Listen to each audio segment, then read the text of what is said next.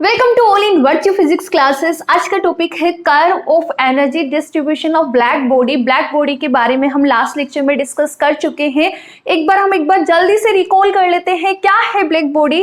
Black body एक ऐसा material है जिसपे आप किसी भी टाइप की वेवलेंथ की रेडिएशंस को इंसिडेंट करोगे तो वो हर टाइप की वेवलेंथ की रेडिएशंस को अब्जॉर्व कर लेता है, और यदि हम उसको हीट प्रोवाइड करवाए और उस ब्लैक बॉडी का टेम्परेचर सराउंडिंग के टेम्परेचर से ज्यादा हो जाए तो वही ब्लैक बॉडी क्या करना स्टार्ट कर देता है, रेडिएशंस इमिट करना स्टार्ट कर देता है। उन रेडिएशंस को हमने नाम दिया था यहाँ पे ब्लैक बॉडी रेडिएशन। ठीक है, इसके बाद हम एग्जांपल्स की बात कर रहे थे तो सन हर टाइप के वेवलेंथ की रेडिएशंस को इमिट करता है। कार्बन ब्लैक जो अर्थ पे पाया जाता है एज एन ब्लैक बॉडी। आज हमें स्टडी करना है एनर्जी डिस्ट्रीब्यूशन कर्व किसका, ब्लैक बॉडी रेडिएशन का। इससे एग्जाम में क्वेश्चन क्या आता है, आप पहले क्वेश्चन राइट डाउन करो।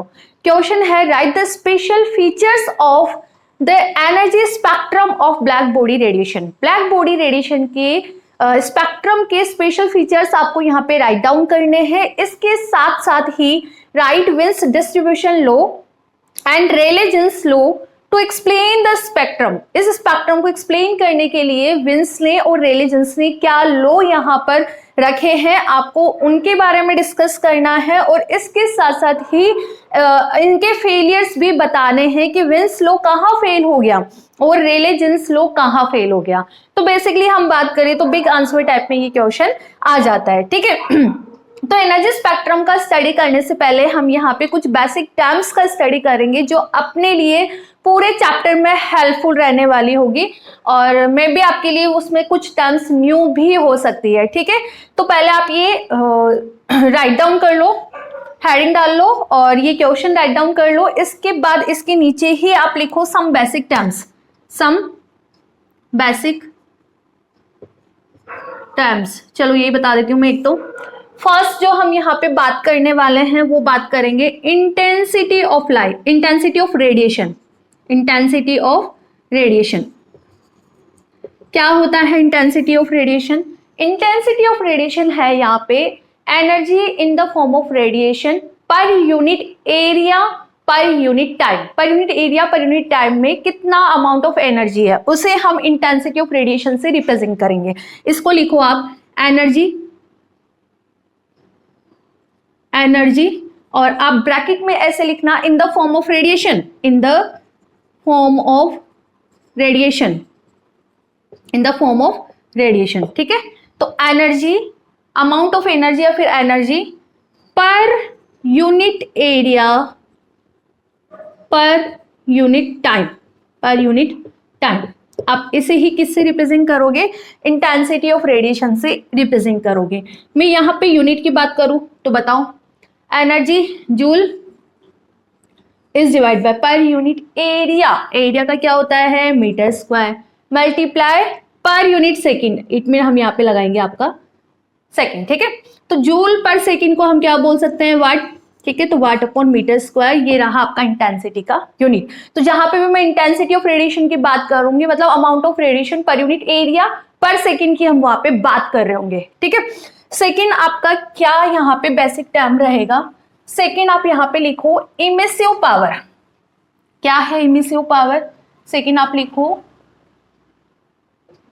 Emissive power.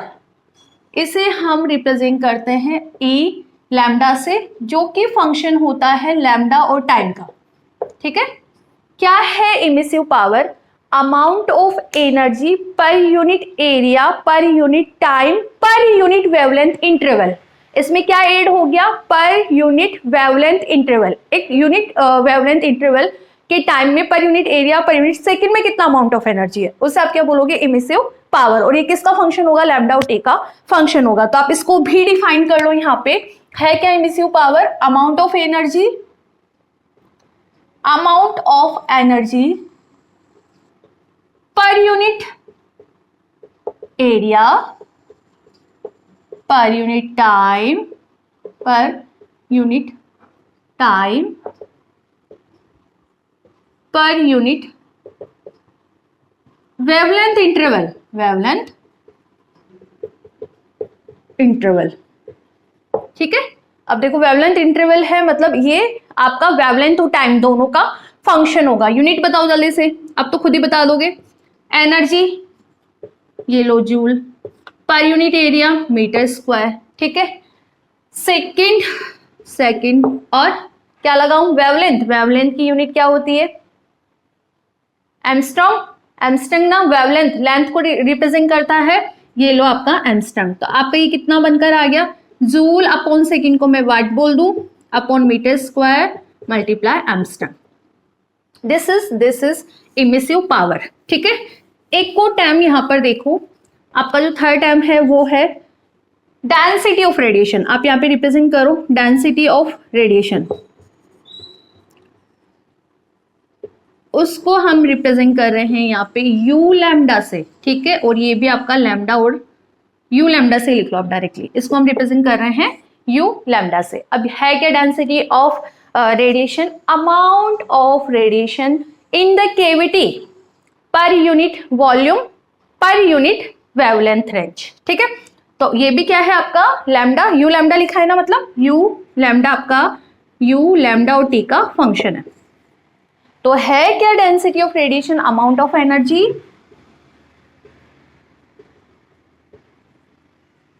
इन cavity per unit volume per unit volume per unit wavelength interval, wavelength interval, ठीक है। इसे हमने यू लैम्डा से रिप्रेजेंट कर रहे हैं। यूनिट निकालना है, निकाल लोगे ना, energy joule volume metre cube और ये रहा आपका Armstrong per unit wavelength interval, ठीक है। अब देखो इन दोनों के बीच में क्या रिलेशन है, रिलेशन बिटवीन, अब आप सोचोगे ये क्यों पढ़ रहे हैं, क्योंकि पूरे चैप्टर में हमारे काम में आने वाली टर्म्स है, तो मैंने आपको पहले ही ये इंट्रोड्यूस कर दी, तो बाद में आप सुनोगे तो आपको अटपटा नहीं लगेगा, ठीक है। Relation between emissive power and density, ठीक है। बेसिकली हमें यहाँ पर ई लैम्डा और यू लैम्डा के बीच में रिलेशन डिफाइन करना है, ठीक है। तो करें डिफाइन, क्या है रिलेशन दोनों के बीच में, यहाँ पर आपका ई लैम्डा होता है U lambda multiply by C upon 4 C यहाँ पे है वेलोसिटी ऑफ लाइट, ठीक है ना। सी यहाँ पर क्या है, वेलोसिटी ऑफ लाइट, और यू लैम्डा है डेंसिटी और ई लैम्डा क्या है यहाँ पे इमिसिव पावर। और इसी से आपको यू लैम्डा कैलकुलेट करना है, तो यू लैम्डा आप क्या बोलोगे, 4 multiple E lambda is divide by C, ठीक है। और शॉर्ट आंसर टाइप में ये क्वेश्चन बन जाता है, शॉर्ट आंसर टाइप में ये क्वेश्चन बन जाता है, ठीक है। अब हम बात करते हैं बेटा यहाँ पे एनर्जी की। अकॉर्डिंग टू क्लासिकल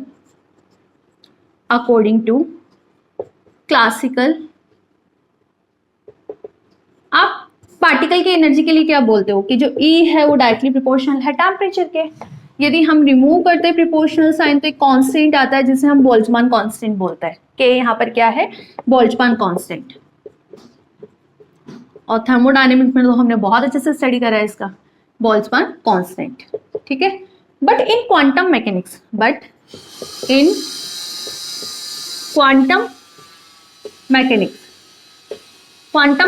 में आप क्या बोलते हो, जो पार्टिकल की एनर्जी है, पार्टिकल की जो एनर्जी है वो न्यू मतलब फ्रीक्वेंसी के प्रोपोर्शनल होती है।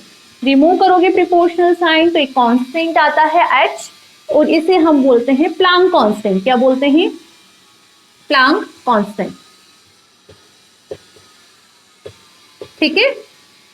क्या बोलते हो, प्लांक कांस्टेंट। क्वांटम में मतलब हम बोलते हैं ना यहाँ पे कि पार्टिकल उसका वेव नेचर भी होता है, और जो एनर्जी है फोटोन्स के फॉर्म में ट्रेवल करती है, क्वांटा छोटे छोटे अमाउंट ऑफ एनर्जी पैकेट्स, उसे आप क्वांटा बोलते हो, ठीक है।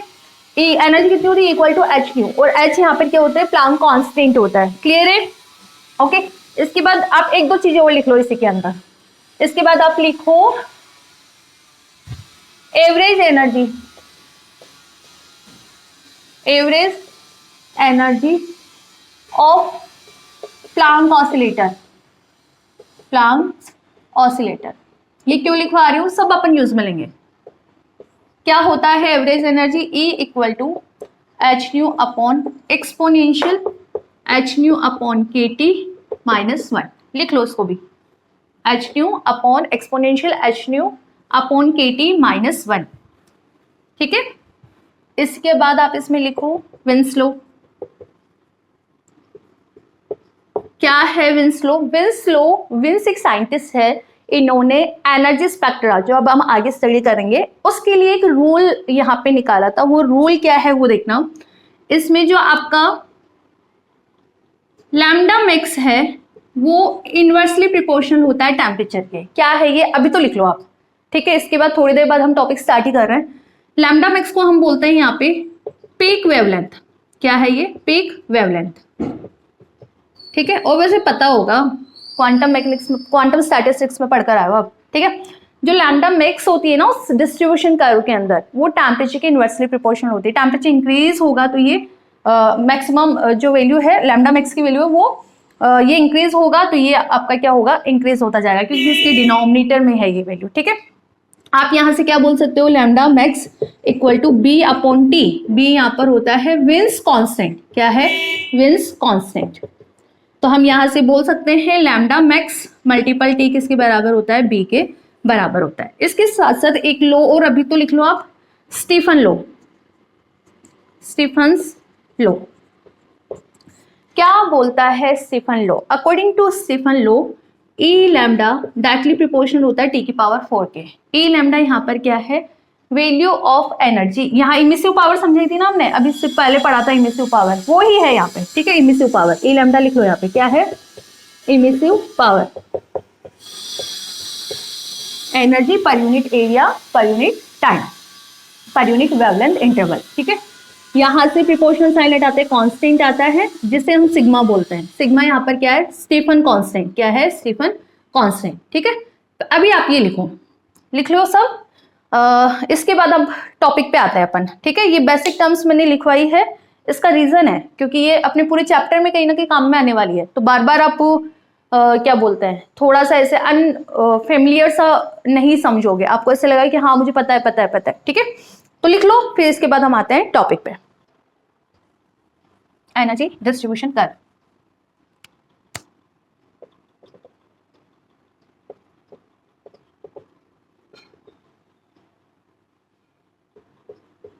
क्या है ये curve?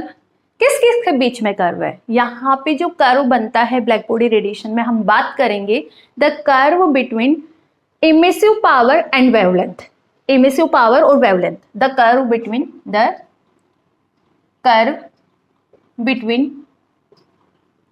Emissive power E lambda ना, ठीक है, and wavelength is known as energy distribution curve। देखो कई बुक्स में आपको ये कर्व एनर्जी डेंसिटी के बीच में और वेवलेंथ के बीच में मिल सकता है, और कहीं पे आपको इमिसिव पावर और वेवलेंथ के बीच में मिल सकता है, तो कोई दिक्कत नहीं है, ठीक है। The curve between emissive power and wavelength is known as energy distribution curve of black body, ठीक है। अब देखो ये कर्व बनता कैसे है, हर एक पॉइंट की बहुत इंपॉर्टेंस है यहाँ पे। कर्व देखना आप अच्छे से, दोनों प्लेन में यूज में ले लेती हूँ, चलो ब्लैक और ब्लू। देखो इधर एक आपने एक्स डिफाइन कर दी वेवलेंथ की, किसकी? वेवलेंथ की। अभी तो बनाओ आप डायग्राम। और ये है आपका इमिसिव पावर ई लैम्डा। क्या है ये? ई लैम्डा, इमिसिव पावर। हम यहाँ पे जो कर्व ड्रॉ करते हैं डिफरेंट टेम्परेचर पे कर्व ड्रॉ करेंगे, डिफरेंट टेम्परेचर पे, ठीक है। कैसे? अभी देखना अच्छे से देखना। जो फर्स्ट कर्व है वो हमने इस तरह से ड्रॉ करा है, ठीक है।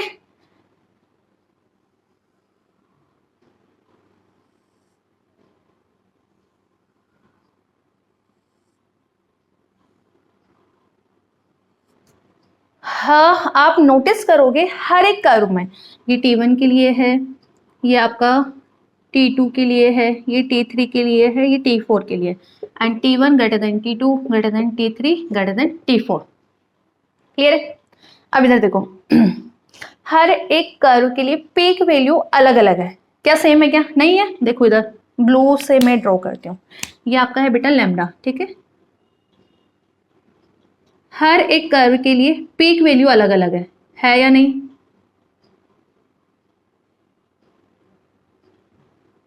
है ना? ठीक है। आप इसको बोलते हो,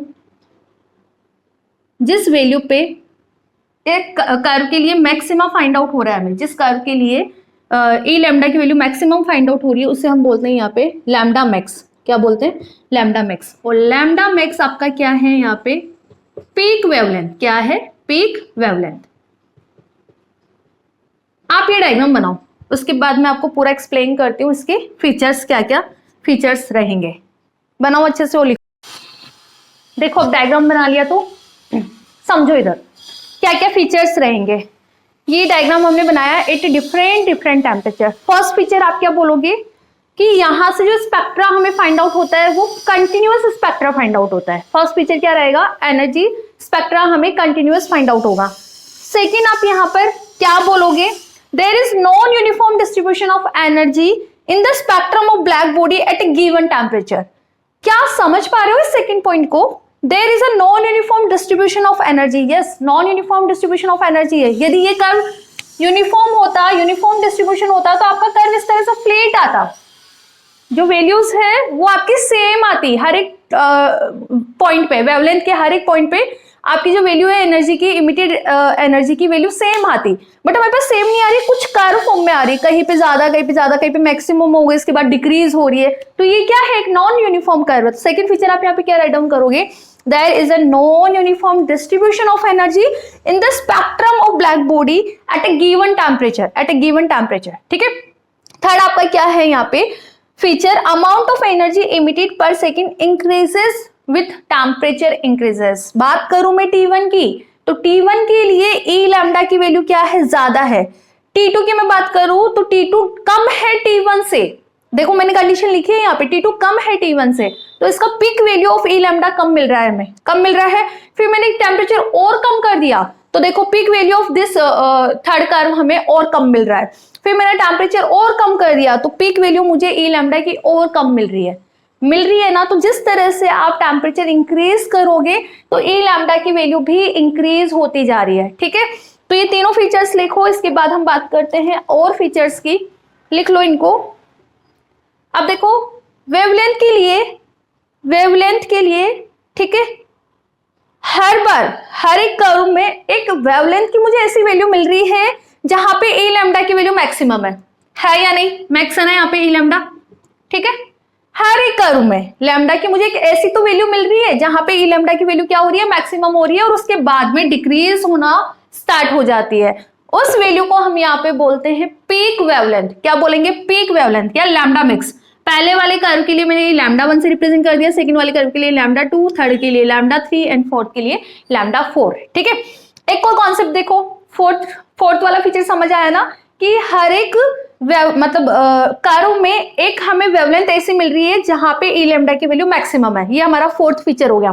फिफ्थ फीचर देखो, जैसे जैसे आपका टेम्परेचर इंक्रीज हो रहा है लैम्डा की वैल्यू कम होती जा रही है। जो आप लैम्डा मैक्स लेकर चल रहे हो ना, उसकी वैल्यू कम होती जा रही है। फर्स्ट कर्व के लिए T1 हम सबसे ज्यादा लेकर चल रहे थे, लैम्डा 1 शॉर्टर है, सबसे ज्यादा शॉर्टर है, मतलब सबसे कम वैल्यू है लैम्डा 1 की।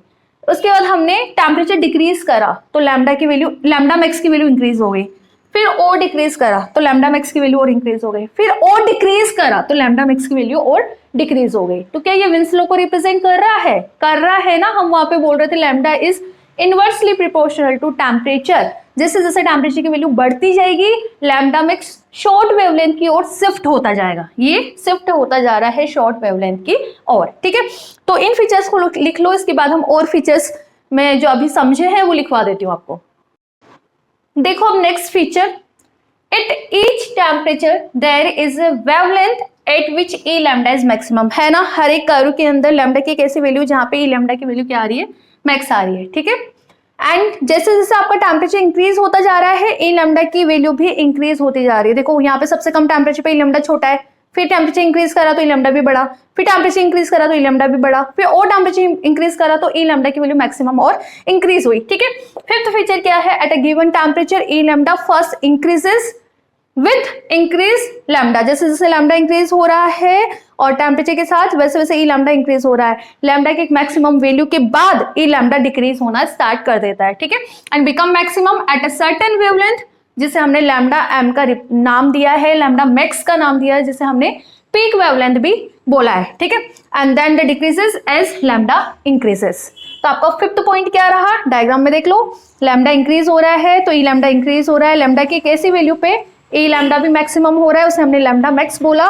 इसके बाद लैम्डा हम इंक्रीज कर रहे हैं तो ये ई लैम्डा की वैल्यू डिक्रीज होती जा रही है। At a given temperature, E lambda first increases with the increases lambda become maximum at a certain temperature, certain wavelength, and then the decrease is increases wavelength. ठीक है, सिक्स पॉइंट क्या है, जैसे जैसे टेम्परेचर वैल्यू इंक्रीज होती जाएगी lambda max short wavelength की ओर shift होता जाएगा, तो हम क्या बोलेंगे, lambda max is inversely proportional to temperature. Proportional sign हटाया तो कांस्टेंट, जिसे हमने बी से रिप्रेजेंट करा है उसे हम विंस कांस्टेंट बोलते हैं, और इस रूल को हम बोलते हैं विंस रेडिएशन लॉ।